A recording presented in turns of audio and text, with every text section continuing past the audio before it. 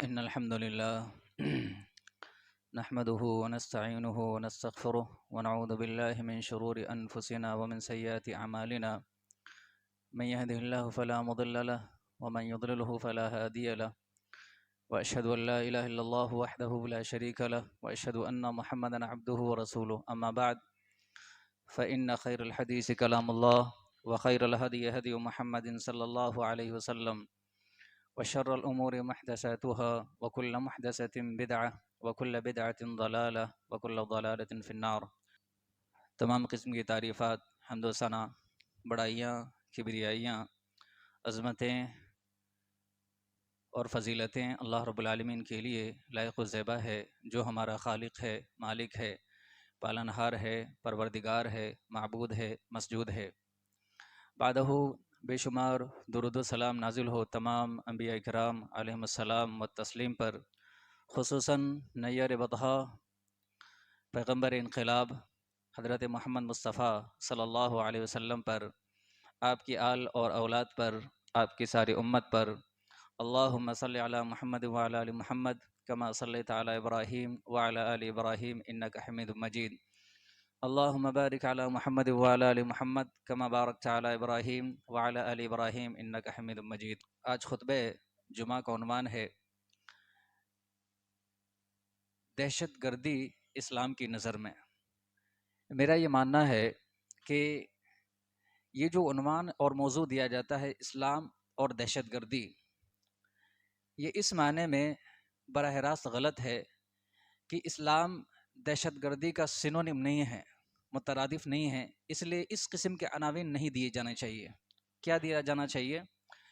اسلام دہشت گردی اسلام کی نظر میں، اسلام ورسز دہشت گردی، یہ عناوین تو صحیح ہیں، لیکن اسلام کے مقابلے میں دہشت گردی دیا جاتا ہے تو یہ بہت حد تک قابل اعتراض بات ہے۔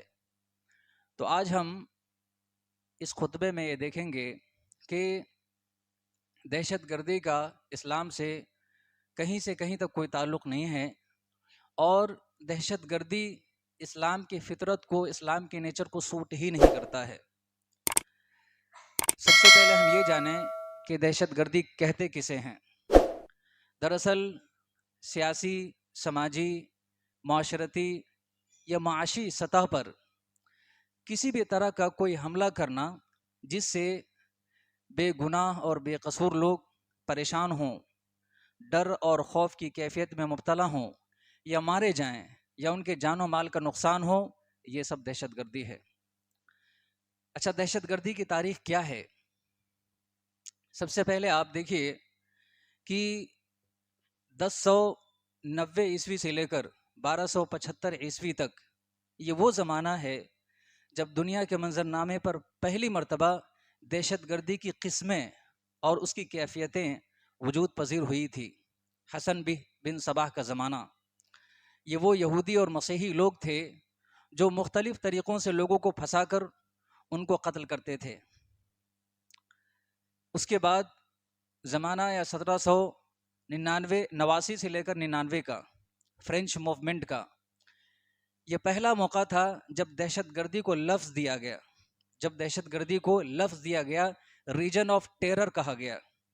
فرینچ موومنٹ میں کیا ہوا ہم سب جانتے ہیں، فرانسیسی انقلاب میں کیا ہوا ہم سب جانتے ہیں، کتنی انسانیت ماری گئی، کتنی ہلاکتیں ہوئیں، کتنی تباہیاں ہوئیں۔ مورخین نے اس کو نام دیا ریجن آف ٹیرر، یعنی وہ زمانہ، وہ سلطنت جس میں ٹیررزم کو فروغ ملا اور پھلنے پھولنے کا موقع ملا۔ اس کے بعد 1850 سے لے کر 1890 تک یورپ اور امریکہ میں دہشت گردی کی نئی قسمیں عام ہوئی۔ بارود کے ذریعے سے دھماکوں کا ایک نیا سلسلہ شروع ہوا، برطانوی پارلیمنٹ کو اڑانے کی نئی سازشیں، نئی ترکیبیں وجود پذیر ہوئی۔ 1890 عیسوی میں جو سپر طاقتیں تھیں ان کے بادشاہوں کو قتل کرنے کا، ان کے بادشاہوں کو تخت سے گرانے کا ایک نیا طریقہ ڈھونڈا گیا، یہی ارہاب کا، قتل کا، دہشت گردی کا۔ بڑی سطح پہ بادشاہوں کو مارا گیا، اٹلی، جرمنی اور دیگر علاقوں کے بادشاہوں کو مارا گیا 1890 میں۔ اسی طرح سے 1900 14 سے لے کر 1945 تک، یہ کون سا زمانہ ہے ہم اور آپ جانتے ہیں. یہ پہلی اور دوسری عالمی جنگ کا زمانہ ہے. یہ پہلی اور دوسری عالمی جنگ میں انسانیت کی کتنی ہلاکتیں ہوئیں، کتنے بے قصور انسانوں کو مارا گیا، دہشت گردی کا یہ کارنامہ کتنی بڑی سطح پر انجام دیا گیا، ہم سب تاریخ میں پڑھتے ہیں. یہ دونوں عالمی جنگیں تھوپنے والے لوگ کون تھے؟ کیا ان کا اسلام سے، مسلمانوں سے کوئی تعلق تھا؟ ہرگز نہیں.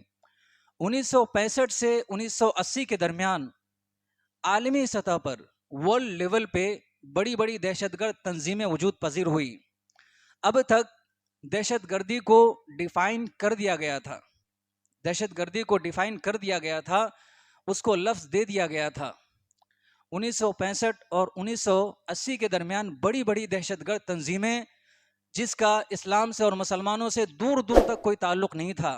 ان کا مقصد تھا اسمگلنگ، ان کا مقصد تھا کرمنلائز کرنا سماج کو، ان کا مقصد تھا سماج کو لوٹنا، ان کا مقصد تھا ممالک پہ قبضہ کرنا. سیاسی طور پر یہ وجود پذیر ہوئے تھے. آئرلینڈ میں ایک تنظیم بنی تھی ایرا، جرمن میں ایک تنظیم بنی تھی ریڈ آرمی، اسی طرح سے امریکہ میں ویدر انڈر گراؤنڈ ایک تنظیم بنی تھی، اٹلی میں ایک تنظیم بنی تھی ریڈ بریگیڈز. یہ تنظیمیں کون تھی اور کیا کرتی تھی؟ ان کا مقصد ہی تھا پوری دنیا میں دہشت گردی کو عام کرنا، قتل اور خونریزی کو عام کرنا. ان میں سے کوئی بھی اور کسی کا بھی تعلق اسلام سے یا مسلمانوں سے دور دور تک نہیں تھا. یہاں تک کہ 1993 کا زمانہ آیا اور پہلی مرتبہ ورلڈ ٹریڈ سینٹر پہ حملہ ہوا. یہ مسلمان نہیں تھے. ورلڈ ٹریڈ سینٹر پہ پہلی مرتبہ 1993 میں حملہ کرنے والے لوگ مسلمان نہیں تھے. ان کا مقصد تھا دہشت مچانا، پوری دنیا کو پریشان کرنا اور اپنے مقصد کو، اپنے عزائم کو پورا کرنا، بروئے کار لانا. یہاں تک کہ 2001 کا وہ زمانہ آیا جب عالمی سطح پر دہشت گردی کو ایک نام دے دیا گیا، 9/11. یہ وہ زمانہ تھا جب دنیا کی سپر طاقتوں نے اپنے آپ کو ٹٹول لیا تھا، دنیا کی دیگر ممالک کو ٹٹول لیا تھا کہ ان کے پاس کیا ہے. عالمی ورچسو کا زمانہ تھا. لوگ ایک دوسرے پر حاوی ہونے کی کوشش کر رہے تھے، ایک دوسرے کو ٹٹول بھی رہے تھے کہ کن کے پاس کیا ہے. یہ سائنس اور ٹیکنالوجی کا بھی زمانہ تھا. دھیرے دھیرے سائنس اور ٹیکنالوجی میں ترقی ہو رہی تھی، اسلحے تیار کیے جا رہے تھے، ایٹمی ہتھیار تیار کیے جا رہے تھے تاکہ ان وسائل کے ذریعے سے دوسرے ممالک کے ریسورسز پر قبضہ کیا جا سکے. دنیا کی سپر طاقتوں نے سائنس اور ٹیکنالوجی میں قدرت حاصل کرنے کے بعد، مہارت حاصل کرنے کے بعد اور اس تجزیے کے بعد، اس معائنے کے بعد کہ دنیا میں کون کون سی طاقتیں عظیم ہیں، زبردست ہیں، انہوں نے ایک نیا پلان کیا، نیا منصوبہ کیا کہ جو سپر طاقتیں ہیں ان کو دہشت گردی کا الزام دیا نہیں جا سکتا، کیونکہ وہ سپر طاقتیں ہیں، وہ ہمارے مقابلے کی ہیں، ان کے پاس ہتھیار ہیں، ایٹمی اسلحے ہیں. تو یہ الزام کن کے سر دیا جائے؟ دراصل ان کا مقصد یہ بھی تھا کہ یہ الزام ایسے لوگوں کو دیا جائے جن کے پاس ریسورسز ہے، جن کو بدنام کر کے، جن کو ڈرا کر ان کے ریسورسز پر بھی قبضہ کیا جائے اور انہیں ایک نام بھی دے دیا جائے. اگر دوسرے کو یہ نام دیا جائے گا تو ظاہر ہے وہ مقابلے کے لیے اتارو ہو جائیں گے، مقابلے کے لیے وہ آمادہ ہو جائیں گے. تو انہوں نے ایک نیا نام دیا اسلامی دہشت گردی کا، اور اس بنیاد پر نہ جانے کتنے ممالک کو تباہ و برباد کر دیا گیا، عراق کو، افغانستان کو، اسی طرح سے شام کو، سیریا کو اور یمن کو، بے شمار ممالک کو، مسلم ممالک کو تباہ و برباد کر دیا گیا. مقصد کیا تھا؟ مقصد یہ تھا کہ مسلم ممالک جو کمزور ہیں، دنیا کے مقابل میں کم ترین ہیں، ان کے پاس اسلحے نہیں ہیں، ایٹمی میدان میں یہ بہت پیچھے ہیں، یہ کچھ بگاڑ نہیں سکتے ہیں، ہے نا، ان کے پاس نہ میڈیا ہے، نہ کوئی طاقت ہے، نہ کوئی پاور ہے، یہ کچھ نہیں کر سکتے ہیں. تو انہوں نے اسلامی دہشت گردی کا ایک عنوان قائم کیا، ایک موضوع قائم کیا اور انٹرنیشنلی دہشت گردی کو ایک نقاب دے دیا. اب جتنی تنظیمیں ہوتی تھی ان تنظیموں کا نام مسلمان، ان تنظیموں کا نام عربی تنظیمیں. اسی لیے 2003 سے 2014 تک ایک بڑی تنظیم کو پھلنے پھولنے کا موقع مل گیا. اب تک 1965 سے 1980 کے درمیان جو تنظیمیں تھیں جن کا اہل اسلام سے دور دور تک تعلق نہیں تھا، اب ان تنظیموں نے بھی اسلامی لبادہ اوڑھ لیا، انہوں نے داڑھیاں رکھ لی، انہوں نے اپنا نام مسلمان رکھ لیا، اور آئی ایس کے روپ میں یہ منظر شہود پر آئے۔ اور حیرانی ہوگی کہ داعش نے، آئی ایس نے جو پہلے عراق میں تھا، پھر اس نے سیریا کو اپنے قبضے میں کیا، اس نے سب سے زیادہ جن لوگوں کو برباد کیا ہے وہ کون لوگ ہیں؟ 95% مسلمان ہیں۔ اندازہ لگایا جا سکتا ہے کہ یہ سیاسی طور پر بھی اور اپنے کام مشن کے اعتبار سے بھی کہیں سے کہیں تک یہ نہ مسلمان تھے اور نہ مسلمان ہیں اور نہ مسلمان ہو سکتے ہیں۔ آج بھی ان کی جڑیں الگ الگ ممالک میں اپنی سطح پر پیوست ہیں اور کام کر رہی ہیں۔ سوال یہ ہے کہ دہشت گردی کو اسلام سے جوڑنا غلط کیوں ہے؟ اسلام کے نیچر کو دہشت گردی بالکل سوٹ کیوں نہیں کرتا ہے؟ پہلی چیز، دہشت گردی کا لفظ اردو میں دہشت گردی کہتے ہیں، ہندی میں آتنکواد کہتے ہیں۔ اس قسم کا کوئی لفظ قرآن اور حدیث میں پایا نہیں جاتا ہے۔ اور اسلام کا جو لفظ ہے، اسلام کے کئی معنی ہیں۔ ایک معنی اطاعت، سرنڈر اور فرما برداری کے ہیں، ایک معنی سلامتی کے بھی ہیں۔ اور اسلام نے سلامتی کو، پیس کو، امن و شانتی کو سب سے زیادہ ترجیح دیا ہے۔ اللہ کے رسول صلی اللہ علیہ وسلم نے فرمایا کہ ایسی چیز بتاؤں جس پر عمل کرو تو تمہارے درمیان محبت بڑھ جائے، تمہارے درمیان امن و شانتی عام ہو جائے۔ لوگوں نے کہا کیا یا رسول اللہ؟ اللہ کے رسول صلی اللہ علیہ وسلم نے فرمایا افشوا السلام بینکم، لوگوں کے درمیان سلام کے رواج کو عام کرو۔ جب بھی ایک دوسرے سے ملو تو کہو السلام علیکم ورحمۃ اللہ وبرکاتہ، اللہ کی طرف سے سلامتی ہو، پیس ہو، امن ہو، آپ حفاظت کے ساتھ رہیں، عافیت کے ساتھ رہیں، تمام قسم کی تکلیف سے، مصیبت سے آپ محفوظ رہیں۔ یہ ایک مسلمان دوسرے مسلمان سے جب ملے تو دعا کرے، اسلام نے سکھایا۔ اللہ رب العالمین نے جنت کی نعمتوں میں بے شمار نعمتیں گنائیں، ایک نعمت یہ گنایا کہ اہل جنت کو ہر طرف سے لوگ، فرشتے کیا کہیں گے؟ سلام علیکم، تم پر سلامتی ہو، پیس ہو۔ یہ جنت کی بہت بڑی نعمت اللہ رب العالمین نے گنائی ہے نا۔ اسی طرح سے اللہ رب العالمین کا نام کیا ہے؟ السلام۔ اللہ رب العالمین کا نام کیا ہے؟ السلام۔ لفظی طور پر بھی دہشت گردی، آتنکواد اسلام کو سوٹ نہیں کرتا ہے، کیونکہ اسلام کا لفظ اور اسلام کی جو ڈکشن ہے، اس ڈکشن میں دہشت گردی کے لیے کوئی جگہ ہے ہی نہیں۔ ظلم کے لیے، آتنکواد کے لیے، شدت پسندی کے لیے کہیں سے کہیں تک کوئی جگہ ہے ہی نہیں۔ دوسری چیز، اسلام کا نیچر، اسلام کی فطرت، اسلام کے جتنے احکام و مسائل ہیں، اسلام کے جتنے احکام و مسائل ہیں، ان مسائل کو انجام دینے کے لیے جس بات کی ضرورت ہے، وہ ضرورت کیا ہے؟ امن و امان۔ دراصل دو طرح کی شانتی اسلام کو مطلوب ہے، ایک اندرونی شانتی، اندرونی امن۔ اندرونی امن کیا ہے؟ اللہ رب العالمین نے فرمایا ہے الا بذکر اللہ تطمئن القلوب، کہ اللہ کے ذکر میں ہی انسان کو اطمینان اور امن میسر آتا ہے۔ انسان کا یہ سوچنا کہ وہ کہاں سے آیا ہے بے چینی پیدا کرتا ہے جب تک جواب نہ ملے۔ انسان کہاں جائے گا جب تک اس کا جواب نہ ملے، انسان کو بے چین کر دیتا ہے یہ سوال۔ اس بے چینی کو دور کرنے کے لیے اللہ رب العالمین نے انٹرنلی انسان کو کچھ چند مفوضات دیے ہیں، اسائنمنٹس دیے ہیں۔ کیا ہے؟ وما خلقت الجن والانس الا لیعبدون۔ جواب دے دیا اللہ تعالیٰ نے کہ اندرونی طور پر اشانتی کی بھی کوئی گنجائش نہیں ہے اسلام میں۔ اندرونی طور پر بھی مامون رہو، مطمئن رہو، تمہارا مقصد، تمہارا مشن، تمہارا آبجیکٹو کلیئر ہونا چاہیے۔ کہاں سے آئے ہو، کہاں جاؤ گے، کیا کرو گے؟ وما خلقت الجن والانس الا لیعبدون۔ اللہ فرماتا ہے ہم نے انسانوں کو اور جناتوں کو کیوں پیدا کیا؟ اپنی عبادت کے لیے پیدا کیا۔ لیبلوکم ایکم احسن عملا۔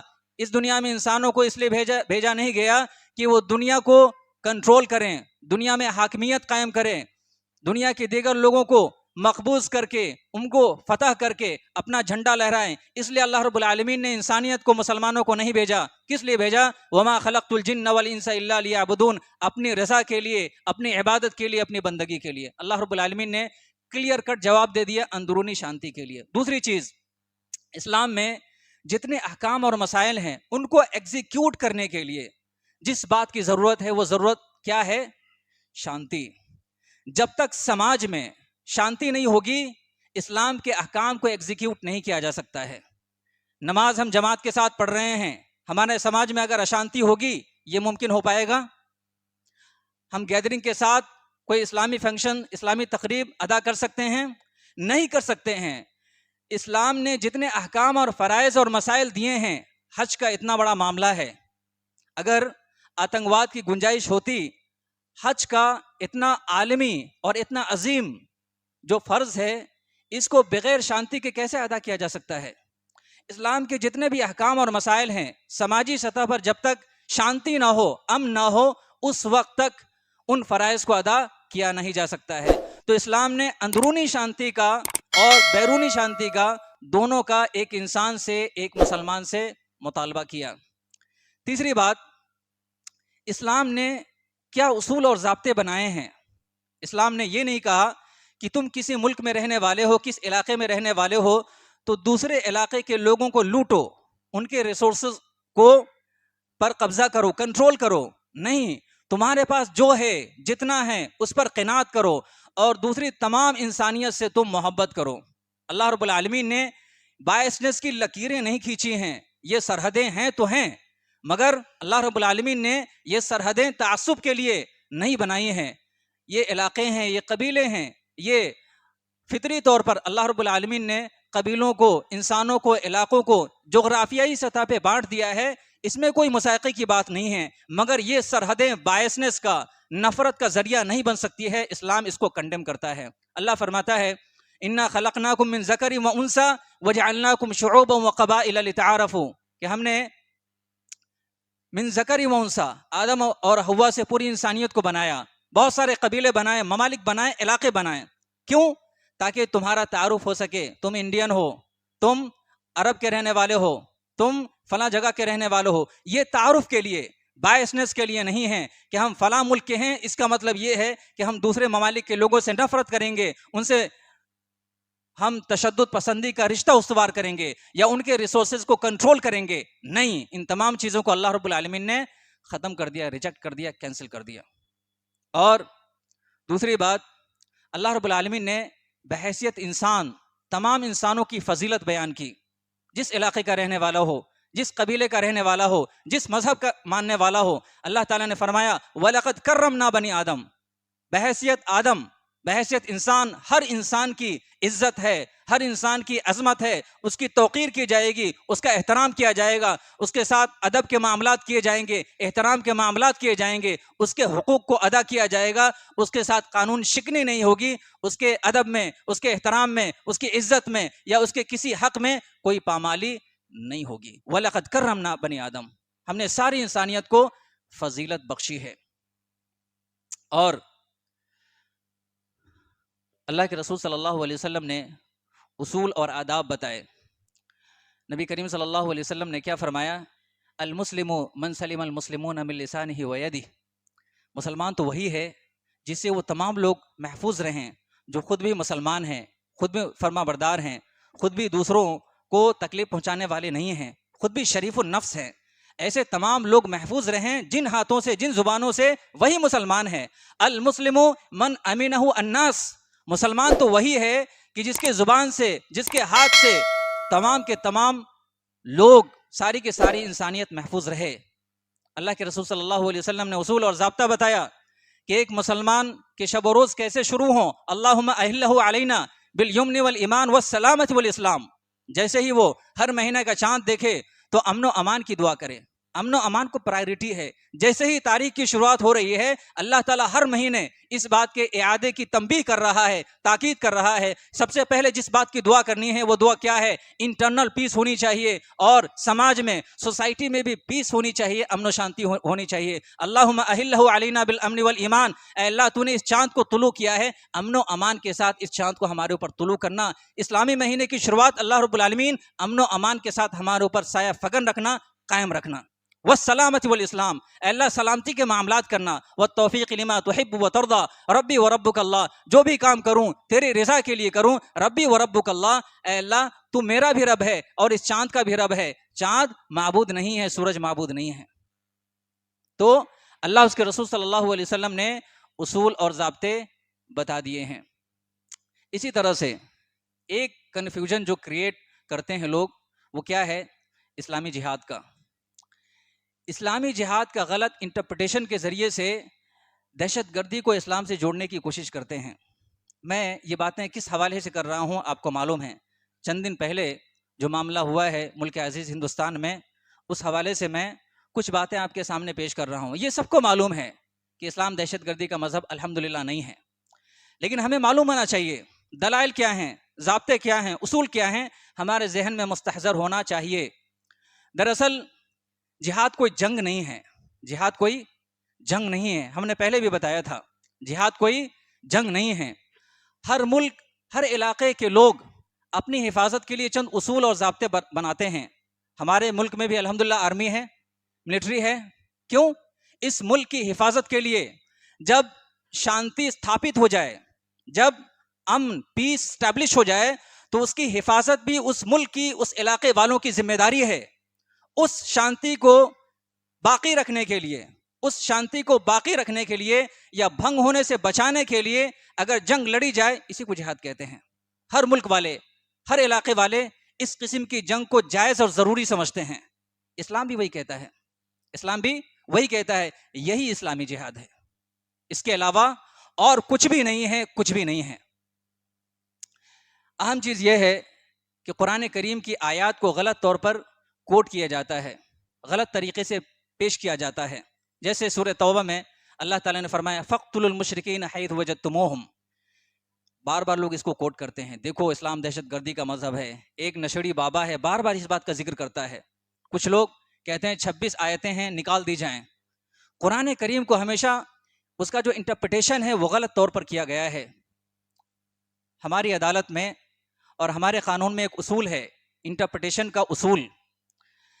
لیجسلیچر نے جس بنیاد پر جو بات کہی ہے اسی نظریے سے, اسی کانٹیکسٹ سے اس بات کو کوٹ کیا جائے گا, ورنہ وہ بات اللیگل ہوگی. اگر اپنی طرف سے کورٹ نے اس کو انٹرپریٹ کیا تو وہ بات غلط ہوگی, اللیگل ہوگی اور الٹرا وائرس ہوگی, وہ قانونی طور پر وہ بات غلط ہوگی. اسلام بھی یہی کہتا ہے کہ جو بات اللہ نے, اللہ کے رسول صلی اللہ علیہ وسلم نے جس کانٹیکسٹ میں کہی ہے, بات کو اسی طرح پیش کرو, ورنہ اس سے اشانتی پھیلے گی, ورنہ بھرم پھیلے گا, ورنہ لوگوں میں غلط فہمیاں پھیلے گی. اللہ تعالیٰ نے سورہ توبہ میں کیا فرمایا؟ فَاقْتُلُوا الْمُشْرِكِينَ حَيْثُ وَجَدتُّمُوهُمْ. یہ جو آیت ہے کہ مشرکوں کو جہاں پاؤ مارو, گردن اڑاؤ, یہ کن لوگوں کے لیے ہے؟ یہ کن لوگوں کے لیے ہے؟ ان لوگوں کے لیے جنہوں نے مسلمانوں سے لڑائی کی.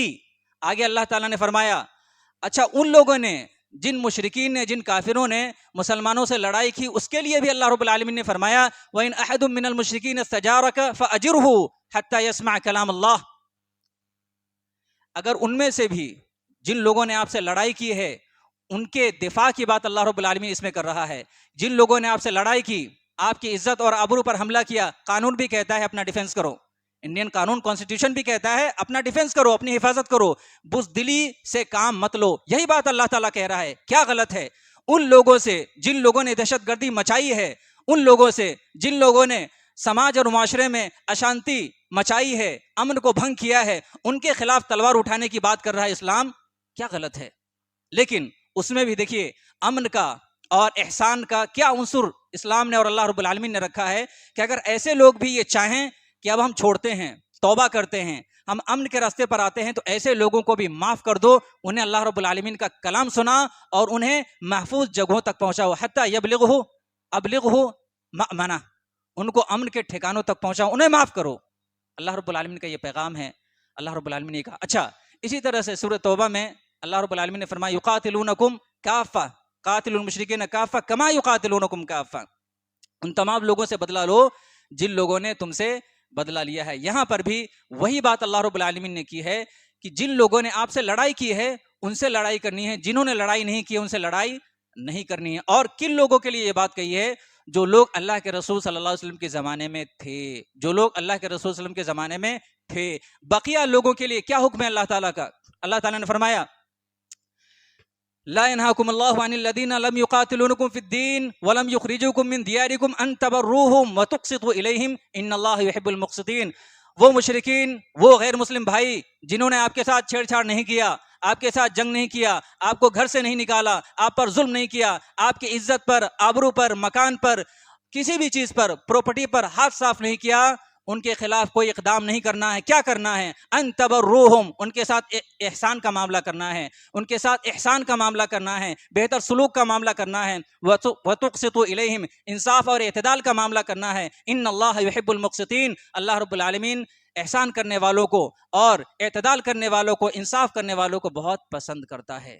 اور اللہ نے فرمایا لا یجرمنکم شنآن قوم ان صدوکم عن المسجد الحرام ان تعتدوا، یاد رکھو کوئی ایک شخص تم سے دشمنی کرتا ہے تو ایسا نہ ہو کہ اس کی دشمنی کسی اور کی دشمنی پر تم کو آمادہ کر دے۔ تعاونوا علی البر والتقوی، جو لوگ انصاف پسند ہیں، جو لوگ اچھے مزاج کے ہیں، ان کے ساتھ تعاون کرنا ہے، ان کے ساتھ مل کر کام کرنا ہے۔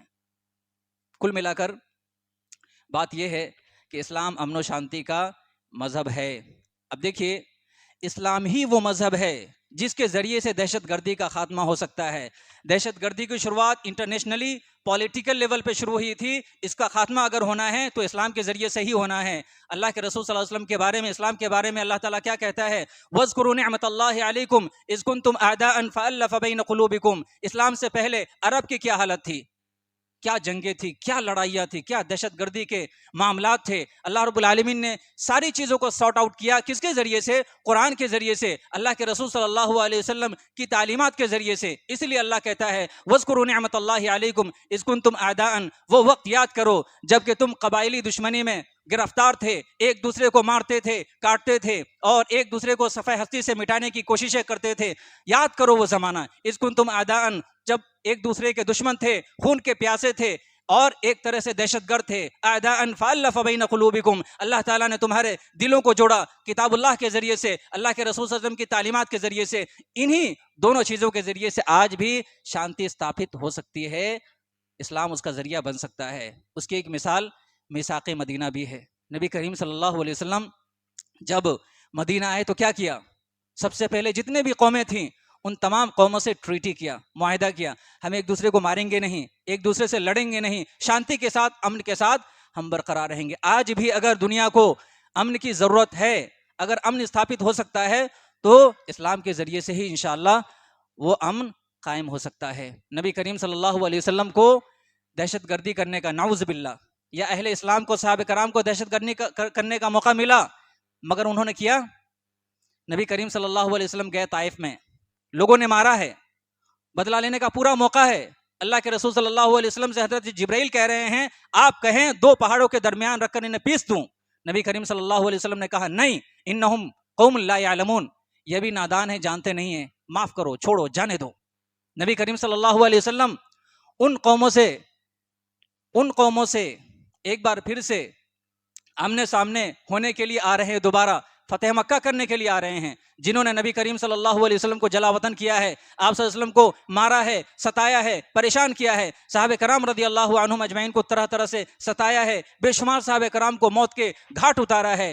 ایسے لوگوں سے بدلہ لینے کا پورا موقع ہے۔ فتح مکہ کے موقع سے تعداد بھی ہے، موقع بھی ہے، دستور بھی ہے۔ نبی کریم صلی اللہ علیہ وسلم نے کیا کیا؟ اذهبوا انتم الطلقاء، جانے دو، ہم پاور میں ہیں، ہم طاقت میں ہیں، لیکن ہم ان تمام چیزوں کے باوجود ہم معاف کرتے ہیں۔ لا تثریب علیکم، کوئی بدلہ نہیں ہے، کوئی انتقام نہیں ہے، معاف کیا۔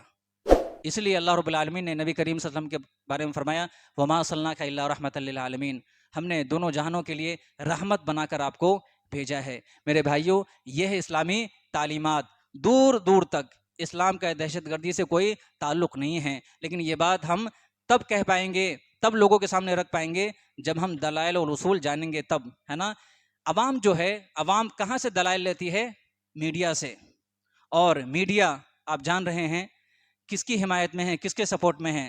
کوششیں یہ ہو رہی ہے کہ خاص قوم کے لوگوں کو کسی طرح سے بدنام کر کے اپنی جو میجورٹی ہے وہ برقرار رکھی جائے، پولرائز کیا جائے، اور اسی لیے اس قسم کی کوششیں الگ الگ علاقوں میں، الگ الگ جگہوں پہ ہوتی ہیں۔ فلاں جگہ اگر کوئی واقعہ ہو گیا ہے وہ مسلمان ہے، فلاں ڈاکٹر ہے، فلاں عورت جو ہے وہ بھی مسلمان ہے، اس لیے اس نے ایسا کیا۔ بے شمار ایسے واقعات ہیں کہ پھنسایا تو گیا، الزام تو دیا گیا، لیکن بعد میں کورٹ نے بری کر دیا، کوئی الزام نہیں ہے، سیاسی طور پر، ہے نا۔ ہمیں کیا کرنا چاہیے؟ مسلمانوں، بار بار میں کہتا ہوں، تعلقات قائم کرو، تعلقات قائم کرو۔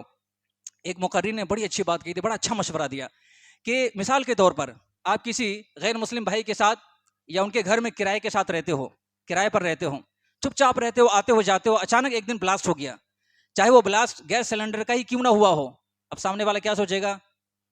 بلا وجہ ہی ملا کو میں نے پناہ دیا، کر دیا اپنا کام، حالانکہ ہوا کیا ہے؟ بلاسٹ ہوا ہے۔ آپ کے چپ رہنے نے شبہ پیدا کر دیا، آپ کے چپ رہنے نے شبہ پیدا کر دیا۔ چپ چپ رہتا تھا، نہ بات کرتا تھا، نہ اپنی باتیں رکھتا تھا، نہ اپنے نظریات بتاتا تھا، ضرور یہ دہشت گرد تھا۔ لیکن اس کے برعکس آپ لوگوں سے ملتے ہیں، جلتے ہیں، اسٹیج پہ الگ الگ موقعوں سے اپنی باتیں رکھتے ہیں۔ میڈیا نے سب سے پہلے جن چیزوں کو الگ الگ کیا ہے وہ مذہب ہے نا۔ دو مذہبوں کی بات ایک ساتھ ہو ہی نہیں سکتی ہے، ایسا لگتا ہے کوئی کرائم ہو رہا ہے نا۔ لیکن جب ہم یہ نہیں کرتے ہیں تو کیا ہوتا ہے؟ غلط فہمیاں پیدا ہوتی ہیں۔ اگر ہم لوگوں کو بتا کر رکھیں بھائی ہم ایسے ہیں، اخلاق اور کردار کے اعتبار سے ہم کسی کے یہاں رہ بھی رہے ہیں، کوئی واقعہ ہوا، کوئی بلاسٹ ہوا، سب سے پہلے وہ شخص جو آپ کے ساتھ رہ رہا ہے گرچہ کے غیر مسلم ہیں، آپ کی تیمارداری کے لیے سب سے پہلے آئے گا۔ ہوا کیا ہے؟ بڑا اچھا انسان تھا، نہیں ایسا نہیں ہو سکتا کہ ایسا کوئی معاملہ اس نے کیا ہو۔ تعلقات کی وجہ سے ہم مذہب کی بنیاد پر کچھ کہنا غلط سمجھتے ہیں، مناسب نہیں سمجھتے ہیں۔ ہم اپنی مذہبی باتیں بھی لوگوں کے سامنے رکھیں، دیکھو بھائی یہ اسلام ہے، یہ امن کا پیغام ہے، یہ رسول اللہ صلی اللہ علیہ وسلم کی تعلیمات ہیں۔ آپ نہیں بتائیں گے، کوئی اور بتائے گا۔ آپ نہیں بتاؤ گے، میڈیا والے بتا رہے ہیں اور بتائیں گے، اور وہ بتائیں گے تو کیسے بتائیں گے؟ ایسے بتائیں گے کہ میجورٹی کو یا گورنمنٹ کو یا ان لوگوں کو جو لوگ سत्ता میں ان کو فائدہ ہوگا۔ اس سے پہلے کہ وہ وقت آئے، ہماری اور آپ کی ذمہ داری ہے کہ جس لیول پہ آپ اسلام کی بات لوگوں تک پہنچا سکتے ہو پہنچانا شروع کرو۔ یہ نہیں لگنا چاہیے کہ آپ دھرم پریورتن کرا رہے ہو، ہم کرتے بھی نہیں ہیں۔ اللہ فرماتا ہے لا اکراہ فی الدین، اسلام میں کوئی زور زبردستی نہیں ہے، مگر اس بات کی بھی تو آزادی ہے نا کہ ہم اپنی باتیں لوگوں کے سامنے رکھ سکتے ہیں۔ اسلام امن کا مذہب ہے، یہ کہنے میں کوئی برائی ہے؟ اسلام شانتی کا مذہب ہے، یہ کہنے میں کوئی برائی ہے؟ اسلام کی ان باتوں کو، قرآن کریم کی ان آیتوں کو جن آیتوں میں غیر مسلموں کے ساتھ حسن سلوک کا معاملہ ہے، اچھے برتاؤ کا معاملہ ہے، یہ پیش کرنے میں کیا برائی ہے؟ کیجئے، ورنہ یہ مذہبی فریضہ بھی ہے۔ اس مذہبی فریضے کو نہ ادا کرنے کی وجہ سے اللہ رب العالمین نے کیا فرمایا؟ بلغ ما انزل الیک من ربک وان لم تفعل فما بلغت رسالۃ واللہ یعصمک من الناس۔ یہ مذہبی فریضہ ہے، یہ نبوی فریضہ ہے، اسلام کی باتوں کو پہنچانا۔ اس کو ہم نے نہیں پہنچایا، اللہ تعالیٰ نے لوگوں سے ہم کو محفوظ نہیں رکھا۔ لوگوں سے محفوظ اللہ تعالیٰ تب رکھے گا، لوگوں کی دشمنیوں سے، لوگوں کے اعتراضات سے اور لوگوں کی تکلیفوں سے اللہ تعالیٰ تب ہمیں محفوظ رکھے گا جب ہم اس فریضے کو انجام دیں گے۔ اسلام کے بارے میں جو اسلام کا صحیح انٹرپریٹیشن ہے، صحیح ترجمانی ہے، اس ترجمانی کو ہمیں عام کرنا ہے۔ اللہ تعالیٰ ہمیں اس کی توفیق عطا فرمائے، آمین۔ وآخر الدعوانا الحمدللہ رب العالمین۔